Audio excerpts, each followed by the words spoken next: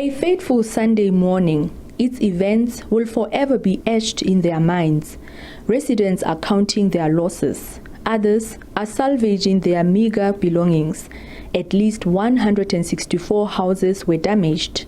The mud was coming so strong. It was like a sea or beach waves. So we ran off. There's nothing left. I'm the way I am. So I can't talk any further. More than 80 people were treated for minor injuries. A pregnant woman was among the injured. Humanitarian aid organizations are on the ground. We managed to provide them with psychosocial support. Volunteers had psychosocial support. They also provided hot meals. We also did assessment and analysis as well, just to check what are the needs. They must receive their medication. We are here with health workers. We are here with SASA.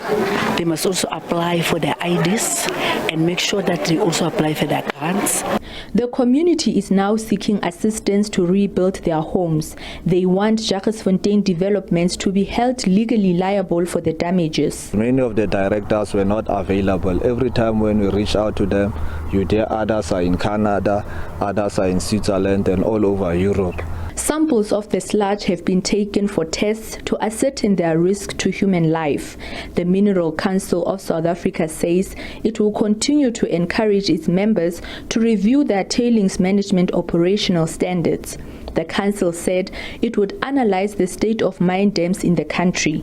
However, the Jagersfontein assets are not owned by any of its members.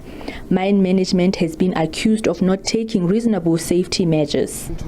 You know, when there's a disaster in any mine, there's something that is called inquiry, where that investigation is done in details. People make submissions, people raise questions, and the outcome of that inquiry determines the outcome. Anything that try to say somebody was negligent and all that now, we would be putting the cart before the horse. Mine management says there was no indication of a looming threat.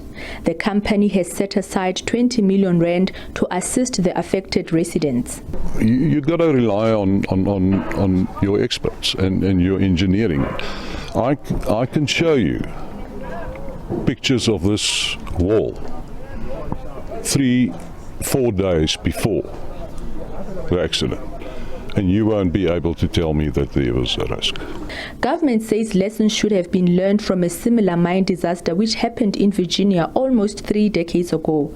In February 1994, a mine dam also failed and flooded the suburb of Maryspruit, killing 17 people. We know for a fact that having tailings as in South Africa mining situation, that they are dangerous. They are actually a risk to human beings as well as to the environment.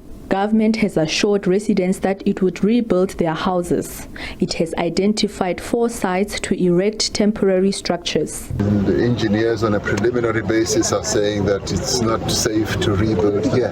So we've got to find ground, we've got to find ways of rebuilding their homes. The Department of Water and Sanitation says its investigation at the diamond mine has unearthed various contraventions of the water license regulations in the last 2 years. Its inspection found that there was a discrepancy in the abstraction water flow meter. Jagersfontein Developments was asked to engage with the department's dam safety engineers. SABC News, Jagersfontein.